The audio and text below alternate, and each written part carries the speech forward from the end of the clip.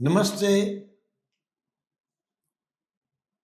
अध्यात्म के मार्ग में बहुत सारे सद्गुण रखने चाहिए। इन सद्गुणों में क्षमा भी एक महत्वपूर्ण सद्गुण है। महाभारत के उद्योग पर्व में एक श्लोक आता है, उसमें बताया गया है कि क्षमा सर्वोच्च शांति है। क्षमा माफ कर देने से हमारे अंदर एक आंतरिक शांति प्रकट होती है। कोई चाहे हमारे साथ कैसा ही व्यवहार क्यों न करे, उसका प्रतिभाव हमें भी क्रोध करके नहीं देना चाहिए, क्योंकि क्रोध के बदले में क्रोध करने से हमारे अंदर ही दोष उत्पन्न होते हैं। किसी ने हमें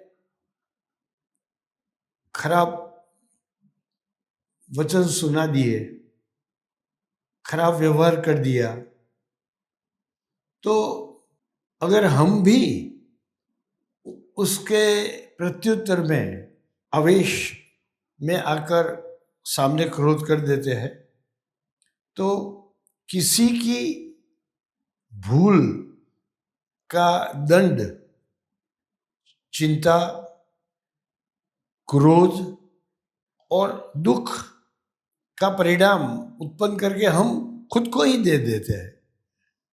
भूल कोई दूसरा करे, उसका दंड हम अपने ऊपर क्यों ले ले।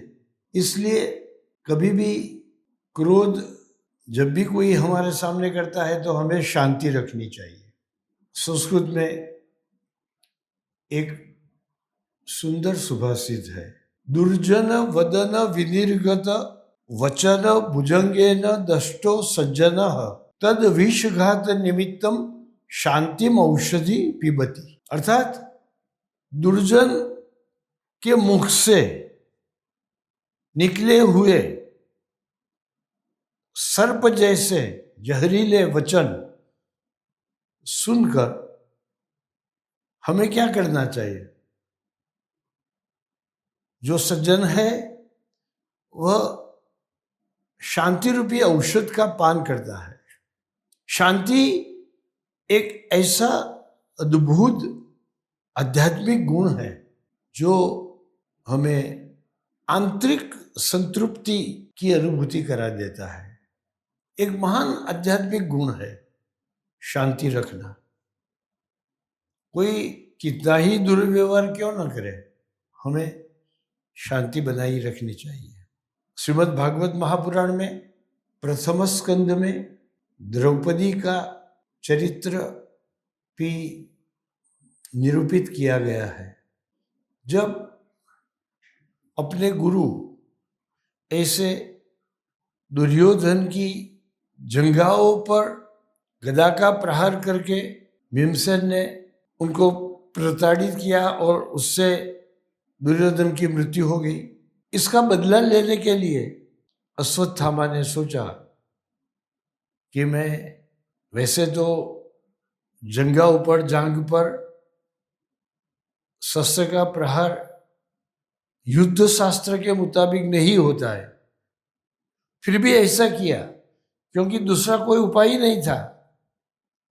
बाकी सारा शरीर वज्र जैसा हो गया था, खाली जंघा का जो भाग था वही मनुष्य का जैसा रह गया था, दूसरा कोई उपाय नहीं था। तो पांडवों ने जिस तरह युद्ध शास्त्र का उल्लंघन किया, उसी तरह मैं भी किसी योद्धा पर जब वह सोता होता है तब उस पर प्रहार नहीं होना चाहिए। सच्चे सूरवीर योद्धा युद्ध के नियम का अनुसरण करके युद्ध करते हैं। अश्वत्थामा ने तय किया कि मैं पांडव जब मध्य रात्रि में सो रहे होंगे तब मैं उनका वध कर दूंगा।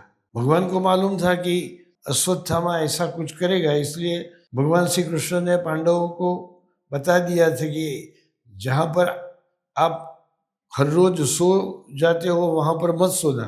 पांडव दूसरी जगह पर सो गए।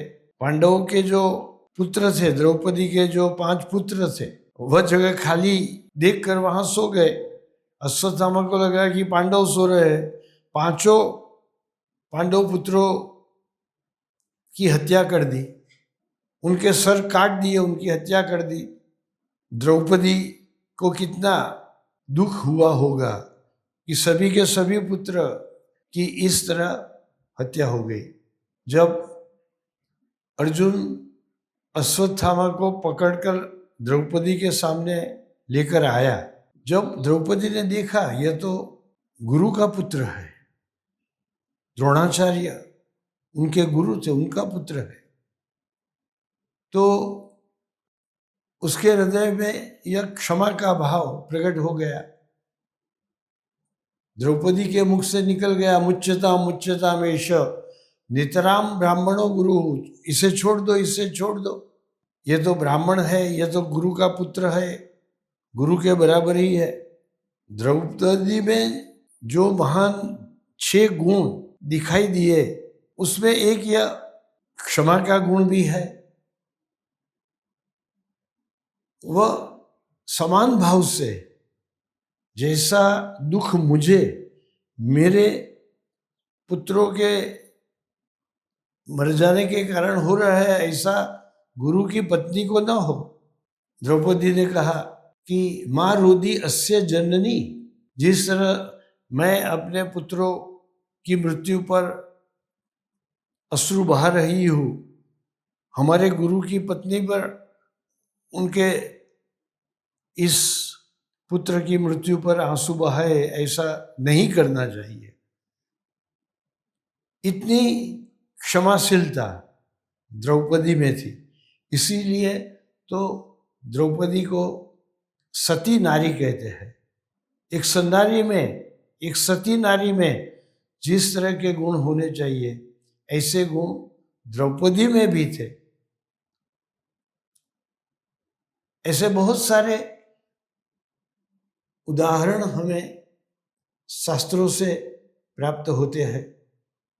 महान भगवत भक्त राजा अम्बरीश, क्षमाशीलता के बारे में वह भी स्मरणीय है।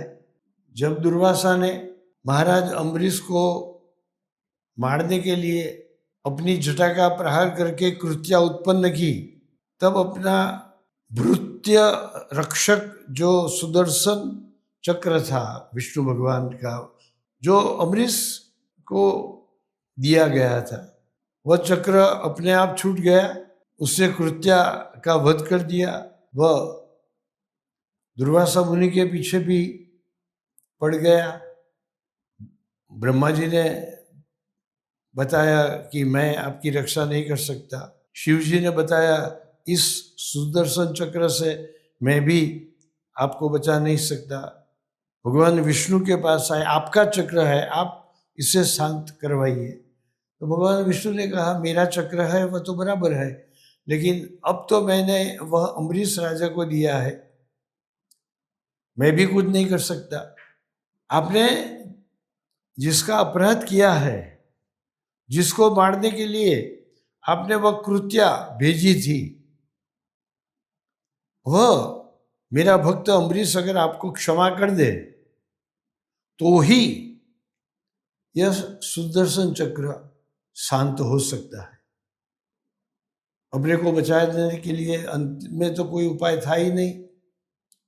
तो दुर्वासा मुनि अम्बरीश के पास आए और अम्बरीश के पैरों में गिरकर नमस्कार करने ही वाले थे, लेकिन ऐसे महान भगवत भक्त किसी को, ऐसे महान ऋषि को अपने पैरों में गिरकर क्षमा मांगे, ऐसा चाहते नहीं थे।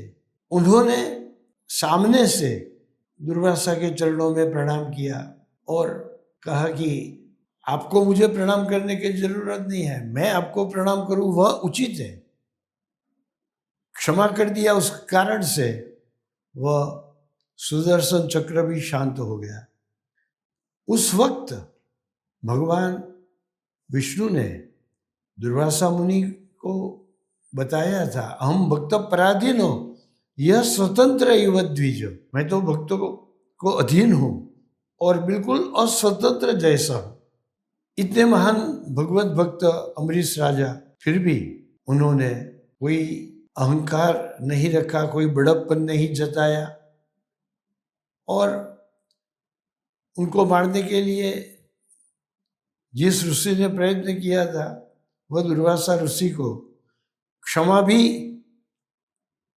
प्रार्थना नहीं करने दी, खुद उनको क्षमा कर दिया। और इस तरह से, इस महान गुण से वे महान भगवत भक्त कहलाए।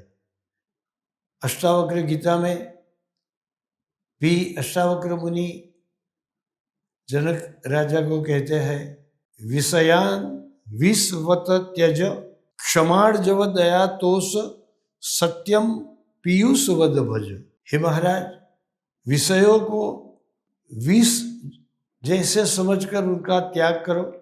क्षमा, निर्दोषता, दया, संतोष, यह सब अमृत समान है, ऐसा समझकर इन सद्गुणों का, इन आध्यात्मिक गुणों का आप सेवन करोगे तो आपको अपने हृदय में जो ईश्वर रहते हैं उसकी अनुभूति होगी।